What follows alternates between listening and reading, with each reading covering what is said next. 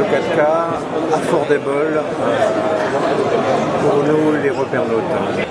Pour la première fois, nous présentons une caméra entrée de gamme avec le capteur 4K qui va nous permettre pas uniquement enregistrer en 4K, mais aussi enregistrer en HD. Donc, la caméra complètement polyvalente qui s'appelle PXW-Z100.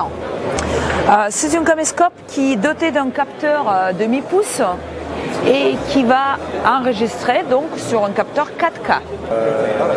J'avais lu que c'était un capteur 2,3, donc c'est entre le tiers de pouce et le demi-pouce. Exactement, en fait c'est tout à fait exact. Nous avons exactement les mêmes capteurs sur les deux caméras, les versions Pro et les versions grand public. Et c'est tout à fait vrai. En fait, on l'appelle demi-pouce, mais effectivement il est un tout petit peu moins que le demi-pouce et un peu plus grand qu'un tiers. Nous avons l'objectif qui est fixe avec 3 bagues qui sont indépendants, sans buter, avec le zoom 20 fois. L'optique, vous le connaissez déjà, c'est l'optique qui vient de caméscope HXR NX5.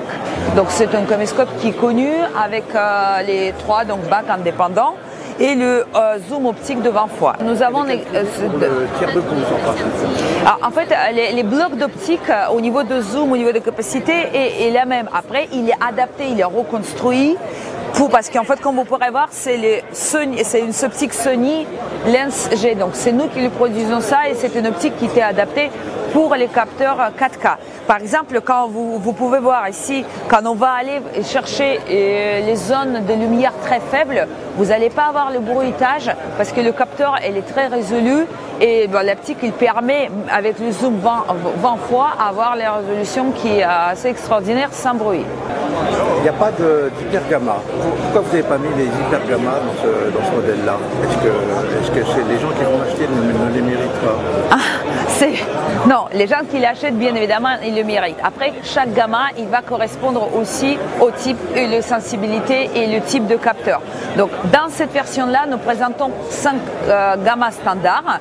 Et après, nous avons 2 ciné-gamma. C'est un caméscope qui, au niveau de positionnement, nous ne sommes pas dans les tournages long métrage. Nous ne sommes pas dans les applications cinématographiques. Nous pouvons faire de ce caméscope une caméra qui appuie. On va faire les courts métrages, on va faire les reportages haut de gamme, on va faire les documentaires. Mais après, c'est pas les mêmes marchés. Donc, ce n'est pas qu'on veut enlever les gens, c'est pas qu'on veut enlever les hyper gamma et cette possibilité de l'utiliser. Il y a les spécifications qui vont aider pour telle ou telle production et les autres spécifications ne sont pas nécessaires. C'est un caméscope qui va enregistrer sur les cartes XQD, donc c'est un nouveau support qui est produit pas que pour Sony mais par d'autres constructeurs. Nous avons double slot. Quand les premières cartes elle est pleine, l'enregistrement il passe vers une deuxième carte, donc nous n'avons pas besoin d'arrêter le tournage si nous avons une carte qui est déjà remplie. Nous pouvons basculer directement sur la deuxième carte et enlever la première pour commencer le mettre dans votre ordinateur. Vous avez également ici le slot SD, donc ça c'est plutôt pour garder les settings des caméras. Nous pouvons garder jusqu'aux 99 settings sur la carte SD. L'avantage de ce caméscope, on peut voir, c'est surtout le format d'enregistrement. Et là, nous sommes dans le nouveau codec qui s'appelle XAVC Intra. Et avec ce caméscope, nous pouvons aller si nous sommes dans le format NTSC, parce que c'est un caméscope qui est commutable entre PAL et NTSC. Nous n'avons pas besoin de faire upgrade, on peut le commuter directement entre PAL et NTSC.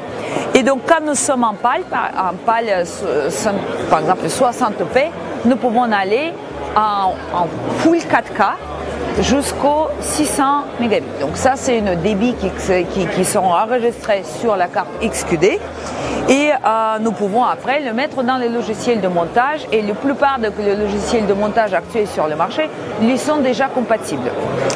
Parce que c'est un format qui était déjà utilisé sur les caméscopes comme F5, F55, donc nous sommes dans XAVC. Bien évidemment, nous n'avons pas les mêmes capteurs que c'est les caméras du cinéma, mais nous restons dans les mêmes codecs. Ça veut dire que nous pouvons matcher les deux types d'enregistrement. L'avantage de ce caméscope, c'est que tous les utilisateurs qui ont leur Z1 Z7, Z5, etc. Tous les caméscopes HDV. On utilise les mêmes batteries, donc c'est les batteries NPF, donc toutes les accessorisations, les chargeurs, les batteries vont venir de nos anciens caméscopes et peuvent migrer vers celui-là. Nous avons deux versions, il y a la version Pro et le grand public, et on va voir les différences entre les deux. L'intérêt de version professionnelle, c'est la première chose, c'est l'utilisation de capteurs en pleine puissance, parce que on enregistre à full 4K, donc nous pouvons enregistrer à 4096 au niveau de résolution, tandis que le caméscope, les versions grand public, c'est 3840, et au niveau de débit, nous sommes à 150 mégabits. Donc là, clairement, 4K, 422 version pro, et le côté grand public, nous sommes en 420 avec l'utilisation de capteurs, mais pas en pleine puissance comme dans les versions pro. Les différences de prix tentatives entre les deux modèles, donc nous avons aux alentours de 6 500 € pour les modèles grand public et 4 500 € pour les modèles pro, en sachant que entre les DB 600 mégabits et c'est pour les pros, en XAVC en full 4K, et quand nous sommes dans les versions grand public, nous sommes à 125 mégabits en résolution moindre. Le flow qu'on va devoir gérer derrière ça, c'est du 4K, c'est du minimum 100 mégabits. Tu confirmes ça? Exactement. Par contre, ce qui est aussi prévu dans le développement de ce produit, comme vous connaissez les produits professionnels, il évolue avec le temps. Nous avons de nouveaux features qui peuvent arriver.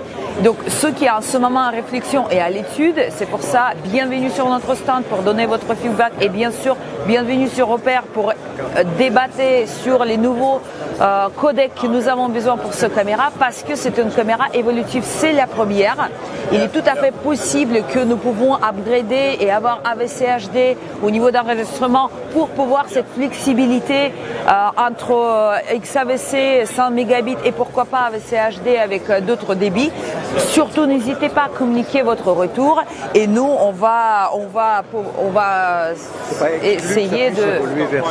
Exactement, l'évolution de ce caméscope est possible, envisageable, et donner votre avis, qu'est-ce que le marché il a besoin. C'est pour ça qu'on la présente en avance pour adapter au marché. Une autre différence, c'est la sortie.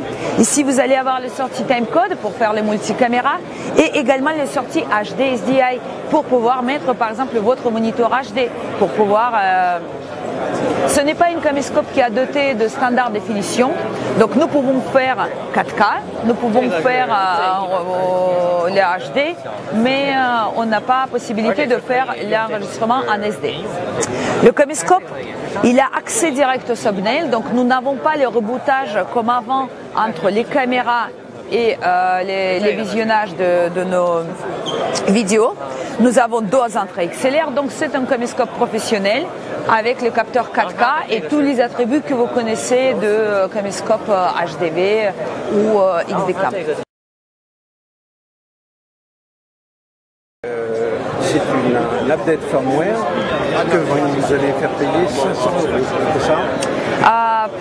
Pour le moment, DBC, c'est une update, on a vu, qui plaît beaucoup aux utilisateurs et nous le proposons pour les gens qui achètent le caméscope entre le 1er et 30 septembre d'upgrader gratuitement votre Nex FS700 vers cet upgrade-là. Pour les utilisateurs qui ont déjà le caméscope et qui veulent faire upgrade, au moment de l'EBC, donc de 1er à 30 septembre, nous avons une promotion spéciale. Donc l'upgrade, il peut coûter aux alentours de 250 €. Vous allez appeler Prime Support et votre caméra sera upgradée pour ce prix-là. Parce qu'il est vrai que S-Log, la fonction S-Log qui va venir pour FS700, elle devient très populaire, très utile. Donc on veut que les utilisateurs bénéficient de cette fonction. Donc juste pour rappel, cette fonction-là, elle permet de sortir du RAW en 2K. Exactement. Nous avons la possibilité de sortir en RAW en 2K et également nous pouvons sortir aussi 4K. RAW en 4K avec différents enregistreurs. Et aussi le RAW en 4K. Exactement. Et on peut également enregistrer super slow motion sur notre enregistreur externe en 4K ou en 2K. C'est ça la grande nouveauté.